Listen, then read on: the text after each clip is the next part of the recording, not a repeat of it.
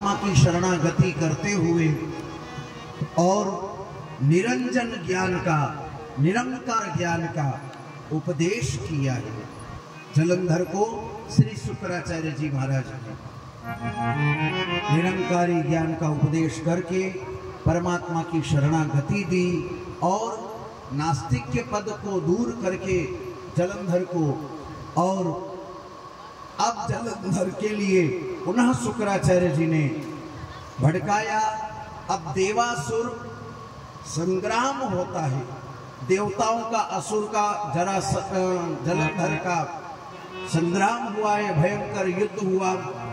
इंद्र द्वारा प्रदत्त कई प्रकार के अस्त्रास्त्र से युद्ध करने के बाद में सभी राक्षस लोग मरने लगे, तो श्री शुक्राचार्य जी ने मृत संजीवनी विद्ये मृत मुत्थापयोत्थापय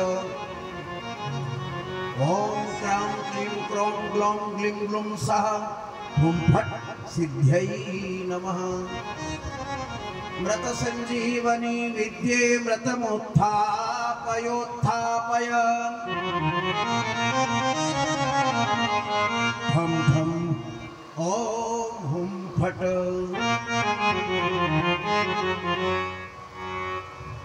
मृत संजीवनी विद्या के द्वारा आगे तो मंत्र, गुप्त मंत्र बहुत हैं,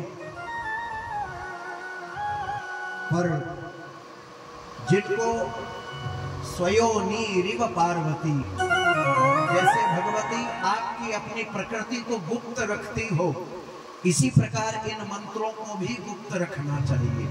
कुछ मंत्र ऐसे होते हैं जिनकी गुप्त गुह्य विद्या से ही साधना सिद्ध होती है।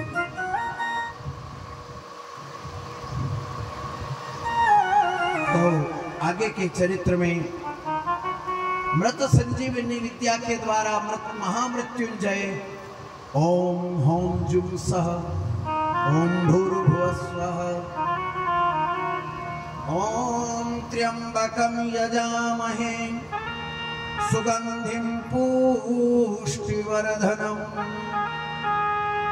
उर्वारुकमिव बन्धनान् मृत्योर्मुक्षीयमामृता। ओम स्वः भुवः भुः ओम सः जूं होम ओम। इसका लोम और विलोम जाप किया जाए 1.25 लाख। इसी को ही महामृत्युंजय कहते हैं।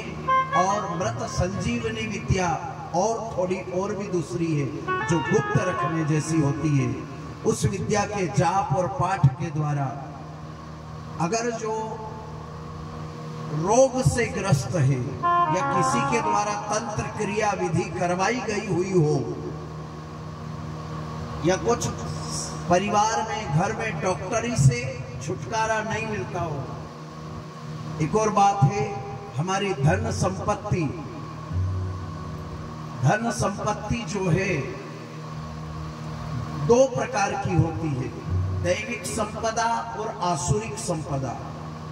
दैविक संपदा अगर होगी, दैविक धन होगा, सत्कर्म वाला, अच्छे परिश्रम से और सात्विक अगर धन होगा तो इन ऐसे कार्यों में हमारा पैसा लगेगा, तो समझ लेना कि यह दैविक संपदा है। संपदा धन भी होता है, संपदा तन भी होता है। हमारा समय, हमारा तन, हमारा मन, हमारा धन हम अगर जो परमात्मा में लगाएं तो ये भी दैविक संपत्ता कहलाती है, दैविक संपत्ति ही कहलाती है। आसुरिक संपत्ति के 5 जगह होती है जाने की। आसुरिक धन जो होगा ना तो वो 5 जगह जाता है। या तो थाना, कोर्ट कचेरी, थाना में जाएगा, पुलिस में जाए। दूसरा कोर्ट कचेरी में जाए। तीसरा डॉक्टर में जाए। और चौथा जुआ सट्टा में जाए। और 5वां मदिरा पानसु विह्वलाम, मदिरा पान और विह्वल यानी वैश्यावृत्ति। आ गई 5 जगह समझ में। आसुरिक संपत्ति अगर हमारे पास में है, हमने कमाया है, और अगर जो उसमें से औलाद भी या पुरुष भी अगर इन जगहों में लगाता है, तो सीधा सीधा समझ लेना हमारे अंदर कहीं न कहीं हमारे जीवन में, हमारे धन भंडार के अंदर आसुरी संपत्ति आई हुई है। अब अगर जो मेल गंदा चढ़ा हुआ हो कपड़े के ऊपर, तो उसके ऊपर साबुन लगाया जाए, बात आ रही समझ में, अथवा पाउडर डाल करके मशीन में डाल दिया जाए, तो कपड़ों को घुमाया जाए। अब आ रहा है समझ में? कौन ने आ रही ताई? आ रही के माँ तो हला दिया कर, तो मोचो की समझ में आ गई।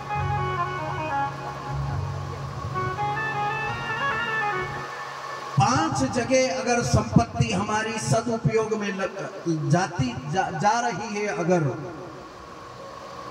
तो ये समझ लेना कि आसुरिक संपत्ति है। और उस आसुरिक संपत्ति को, काले धन को व्हाइट धन में कन्वर्ट करने का तरीका है बस ये कथा। भाई कपड़े के ऊपर मेल अगर लगा होगा तो साबुन लगाया जाए अगर, तो कपड़ा सफेद होगा कि नहीं होगा? धुलेगा कि नहीं धुलेगा? बोलो राम जी। काकी चौकी के कोने भाई काकी कुर्सी लगा बैठी, तो उखाड़ो तो देनो पड़सी।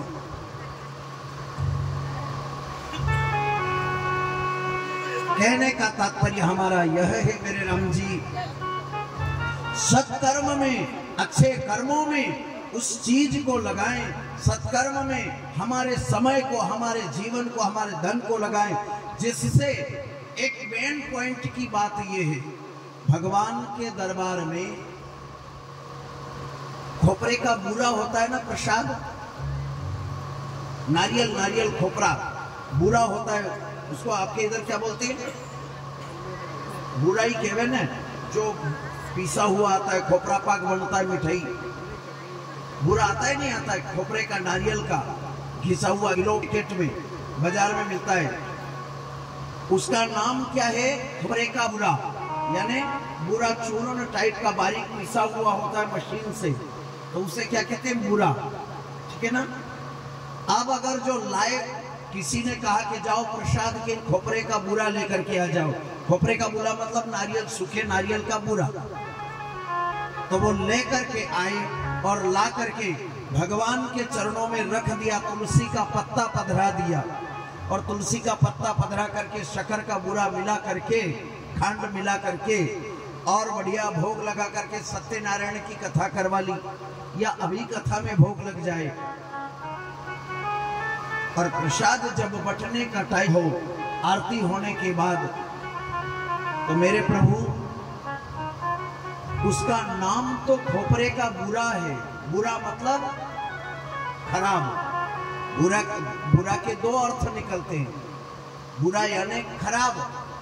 तो खोपरे का बुरा है तो अच्छी ग्रहण करने जैसी चीज, मगर उसको बोलते हैं बारीक चूर्ण होने के कारण से उसे बुरा। तो बुरा बोलते हैं तो होता क्या है? उसका प्रसाद का भोग लगाया, और प्रसाद का भोग लगाने के बाद में जब प्रसाद आरती होने के बाद बटती है, तो रहता जरूर बुरा है वो, मगर जब प्रसाद भगवान के चरणों में चढ़ जाता है तो वो प्रसाद बन जाती है। और जब प्रसाद लोग लेते हैं तो उसको सिर पे चढ़ाते हैं पहले। अब था क्या पहले वो बुरा, पर बन गया क्या वो प्रसाद। कब? भगवान के चरणों में चला गया तो। अरे बात समझ में? तो हमारा रजोगुणी धन हो या तमोगुणी धन हो, जब ऐसे सत्कार्य होते हैं, ऐसे सत्संग होते हैं, ऐसे सत्संग में यदि दान करें हम, पुण्य करें हम, तो उसमें वह सारा धन, हमारा ब्लैक धन भी व्हाइट धन में परिवर्तित, हमारे बच्चों की बुद्धि शुद्ध रहेगी, हमारे बच्चों की बुद्धि निर्मल रहेगी। नहीं तो पाप का धन खाओगे तो जैसा खाओगे अन्न वैसा होगा। बोलो राम जी, अब तो कई बोल रहे हैं जैसा खाओगे अन्न वैसे होगा मन। बोलो राजा रामचंद्र भगवान की जय, सच्चिदानंद भगवान की। हर हर महादेव, हर हर महादेव, हर हर महादेव।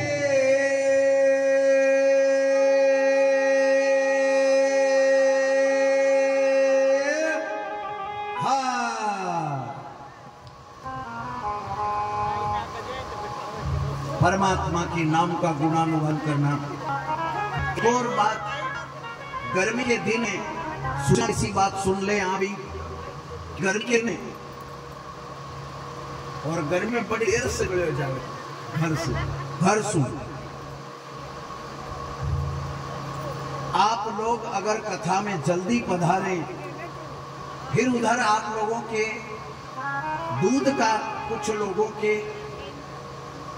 गाय है, भैंस है, घर गृहस्थी है, परिवार है, तो दूध का टाइम हो जाता है, इसलिए आप लोगों को उधर भी छुट्टी जल्दी देना पड़े। 5 बजे तो कम से कम देना ही पड़े। तो आप लोग थोड़ा जल्दी आए तो ज्यादा अच्छा लगता है। अब आप लोग सब इकट्ठे होंगे, यदि कथा चालू करें तो 5 बजे तो आपको ना 2 घंटा 1.5 घंटा कथा हम कैसे कहें, 3 तो बज ही गई। तो मेरी रिक्वेस्ट है, हमारी विनती है कि आप 2 जो यहाँ सब इकट्ठे हो जाकर तो आनंद आए। अच्छा एक और बात, 2 ही दिन बचे बाकी, कल और परसों। अच्छा तीसरी बात एक और, आप लोग ये जो कार्यक्रम चल रहा है,